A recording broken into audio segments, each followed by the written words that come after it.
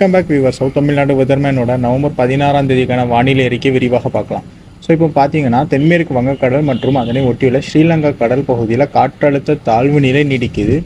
இது அடுத்து வரக்கூடிய நாட்களில் தொடர்ந்து மேற்கு மற்றும் வடமேற்கு திசையை நோக்கி நகரும். அதாவது மன்னார் வளைகுடா வழியாக தென்கிழக்கு அரபிக்கடலை நோக்கி போகும்.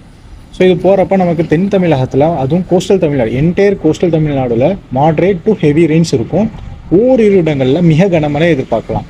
ஸோ டெல்டா பகுதியில் இன்றைக்கே மழை ஆரம்பிச்சிடும். ஸோ நாளையிலேருந்து தென் தமிழகத்தில் படிப்படியாக மழை அதிகரிக்கும். ஸோ இது என்டையர் சென்னை டு கன்னியாகுமரி வரை இந்த மழை இருக்கும். எல்லா மாவட்டத்துக்கும் மழை இருக்கும். உள் மாவட்டத்தை பொறுத்தளவில் ஒரு சில இடங்களில் மழை இருக்கும். கடலோர மாவட்டத்தில் எல்லா இடத்துலையும் மழை இருக்கும். உள் மாவட்டத்தை பொறுத்தளவில் ஒரு சில இடங்களில் மழை இருக்கும்.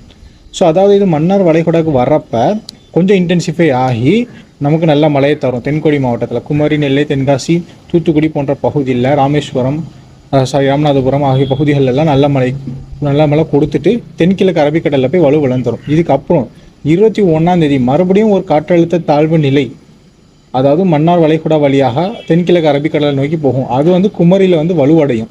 ஒரு காற்றழுத்த தாழ்வு மண்டலமாக வலுவடைகிறதுக்கான வாய்ப்பும் இருக்குது. வலுவடைந்து தென்கிழக்கு அரபிக்கடலை நோக்கி போகும்.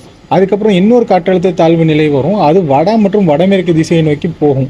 ஸோ அதை பற்றி நம்ம வரக்கூடிய நாட்களில் பார்க்கலாம். இப்போ வரக்கூடிய நாட்களில், அதாவது குறிப்பாக 18ஆம் தேதியிலிருந்து 24ஆம் தேதி வரை தென் தமிழகத்தில் பரவலான மழை எதிர்பார்க்கலாம். ஓரிரு இடங்களில் மிக கனம் முதல் அதிக கனமழை வரை எதிர்பார்க்கலாம்.